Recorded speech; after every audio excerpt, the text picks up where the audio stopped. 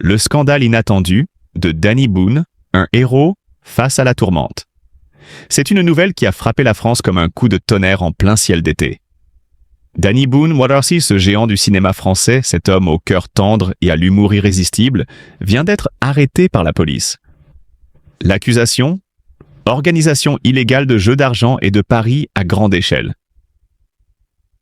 Une annonce qui a bouleversé des millions de fans, laissant place à un mélange d'incrédulité, de stupeur et de tristesse. Comment cet homme, incarnation même de la bienveillance et du génie comique, a-t-il pu se retrouver au cœur d'un tel scandale? La scène semblait tout droit sortie d'un film, mais cette fois, la réalité a dépassé la fiction. Danny Boone, connu pour ses rôles légendaires dans Bienvenue chez les Ch'tis ou Rien à déclarer, n'était pas en train de faire rire la France. Il était face aux forces de l'ordre, sous les flashs des journalistes et les murmures d'une foule choquée. Selon des sources proches de l'enquête, l'acteur aurait participé à l'organisation de soirées privées où se jouaient des sommes astronomiques, dans une atmosphère feutrée réservée aux élites fortunées. Mais comment ne pas voir au-delà de cette image troublante?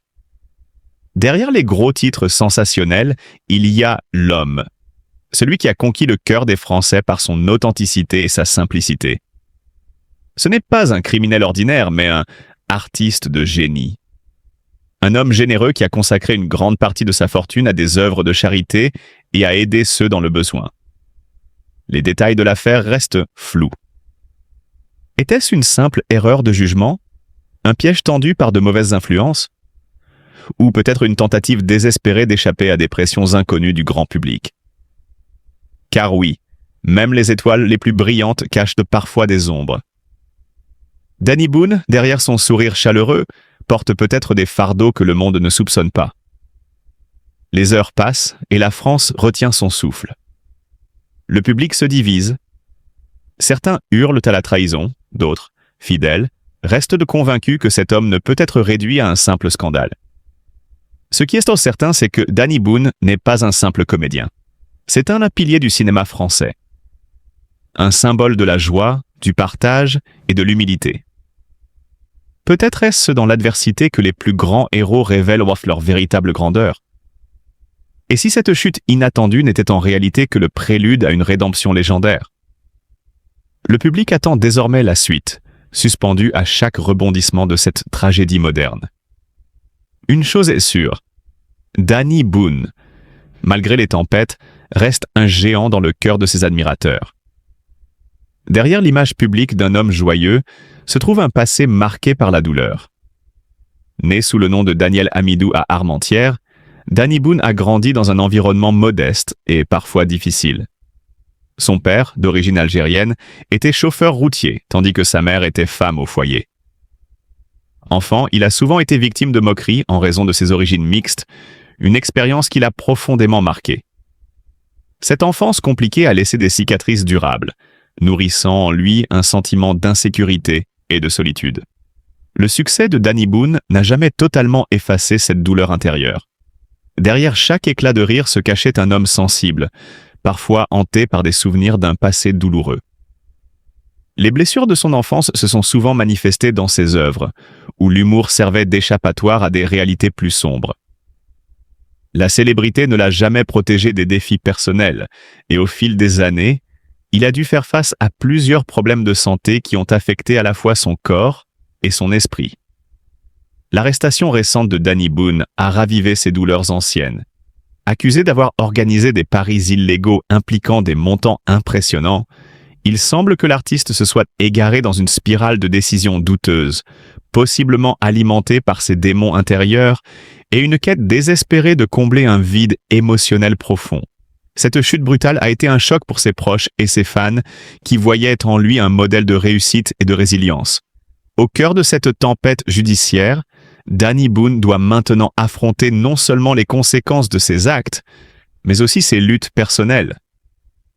Sa santé fragile, déjà mise à l'épreuve par des années de stress et de pression médiatique, est aujourd'hui une source d'inquiétude. Il semble que les épreuves de sa jeunesse, jamais vraiment guéries, aient nous ressurgi d'une manière tragique. La douleur de Danny Boone ne se limite pas aux événements récents. Ses relations familiales ont également été marquées par des tensions et des moments de tristesse. Malgré sa réussite, il a parfois éprouvé des difficultés à maintenir des liens forts avec ses proches, probablement à cause des blessures non résolues de son passé. Cette solitude intérieure, dissimulée derrière des éclats de rire, révèle aujourd'hui toute son ampleur. L'avenir de Danny Boone reste incertain. Alors qu'il fait face à la justice, beaucoup espèrent qu'il trouvera la force de surmonter cette épreuve, non seulement sur le plan légal, mais aussi sur le plan personnel. Peut-être que cette épreuve douloureuse deviendra un tournant dans sa vie, une occasion de se reconstruire, de guérir ses blessures profondes et de trouver enfin la paix intérieure qu'il a toujours cherchée, loin des projecteurs et des faux-semblants. Danny Boone, le magicien du rire et du cœur. Dans le paysage du cinéma français, rares sont ceux qui parviennent à capturer l'âme d'un peuple, tout en faisant éclater de rire des millions de spectateurs. Danny Boone, de son vrai nom, Daniel Amidou, né le 26 juin 1966 à Armentières, incarne cet éclat rare et précieux. Son parcours est à la fois humble et exceptionnel. Avant de devenir l'icône nationale du rire, il a connu les petits boulots, les galères, et cette obstination des rêveurs qui refusent d'abandonner. Il commence sa carrière sur scène, à Paris, en enchaînant les petits spectacles de stand-up. Mais ce n'est pas un simple comédien. Danny Boone possède ce génie rare de manier l'absurde avec tendresse et d'insuffler à chaque sketch une chaleur humaine irrésistible. Mais Danny Boone ne s'est pas arrêté là. Il a prouvé qu'il n'était pas seulement un comédien ou un humoriste, mais aussi un réalisateur, scénariste et producteur d'une rare sensibilité. Ses films suivants, comme Rien à déclarer ou Lâche petite famille, continuent de creuser ce sillon du rire bienveillant, tout en explorant des thèmes profonds comme les préjugés culturels ou les liens familiaux. Derrière chaque gag se cache une réflexion sincère sur la société française et ses paradoxes. Ce qui rend Danny Boone véritablement admirable, c'est aussi son immense humilité. Malgré son succès phénoménal, il reste cet homme simple profondément attaché à ses racines. Il a toujours refusé de se laisser enfermer dans les cases d'un cinéma commercial, préférant offrir des œuvres sincères, portées par une profonde humanité. Son engagement discret mais réel pour des causes sociales, son respect du public et sa générosité font de lui une figure respectée bien au-delà des frontières du cinéma. Sa capacité à toucher le cœur des gens ne réside pas uniquement dans le rire, mais dans cette tendresse omniprésente. Danny Boone sait raconter la beauté des choses simples. Un accent chantant, une maladresse touchante, une émotion sincère derrière chaque sourire. C'est là que réside son véritable génie, dans cette capacité rare à faire rire tout en touchant l'âme, à évoquer la nostalgie d'un foyer, la douceur d'un souvenir d'enfance ou la chaleur d'une communauté soudée. Au fil des années, Danny Boone est devenu bien plus qu'un simple humoriste ou réalisateur. Il est le visage de la bienveillance à la française, l'homme qui a su rendre hommage à une région souvent incomprise, tout en offrant à la France entière des instants de pur bonheur. Il a prouvé que le rire pouvait être un pont entre les cultures, un remède aux préjugés et une célébration de ce qui nous rend tous humains. En célébrant Danny Boone, on ne rend pas seulement hommage à un homme de talent, mais à un conteur d'histoires universelles, à un artiste qui a su faire du rire une arme de tendresse et de la simplicité une forme d'art à part entière. Le monde a besoin d'artistes comme lui, capables de nous rappeler que derrière chaque sourire se cache souvent une vérité profonde et que parfois un éclat de rire peut être la plus belle des déclarations d'amour à la vie. Récemment, il a été arrêté par la police pour des accusations liées à l'organisation de jeux de hasard et de paris impliquant d'importantes sommes d'argent. Cette nouvelle a choqué de nombreux fans, mais il est essentiel de se rappeler que, derrière la célébrité, Danny Boone reste un être humain, vulnérable face aux erreurs et aux épreuves de la vie. Plutôt que de juger hâtivement, offrons-lui notre compassion et notre soutien. Cet homme, qui a tant fait rire des millions de personnes et a apporté de la joie à travers ses films et ses spectacles, mérite aujourd'hui un peu de cette bienveillance en retour. Chacun mérite une seconde chance, et traverser une telle tempête médiatique est déjà une punition en soi. Soyons solidaires, rappelons-nous de ces moments de générosité et des sourires qu'il a partagés avec nous. Offrons-lui notre compréhension et espérons qu'il trouvera la force de surmonter cette épreuve avec dignité et courage. Du vapotage chez les plus jeunes, c'est souvent aussi des jeunes qui fument.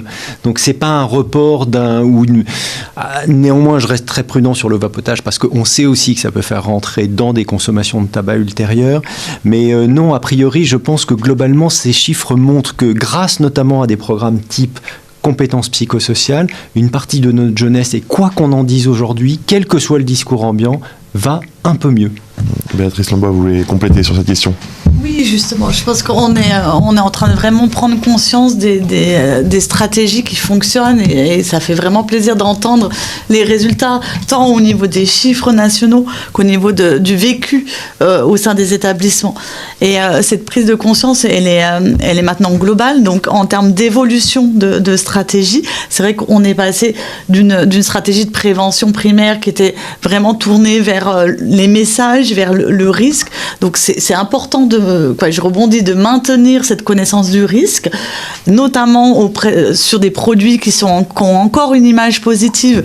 Moi, j'insiste sur l'alcool, qui a encore une image très positive, où là, il y a encore besoin d'apprendre, d'avoir des connaissances dessus. Mais on s'intéresse de plus en plus à ces déterminants. Ces déterminants, donc notamment ces compétences qu'on a évoquées. Et on est en train de faire évoluer la stratégie d'intervention. On est passé d'une phase d'expérimentation, à peu près pendant 10 ans.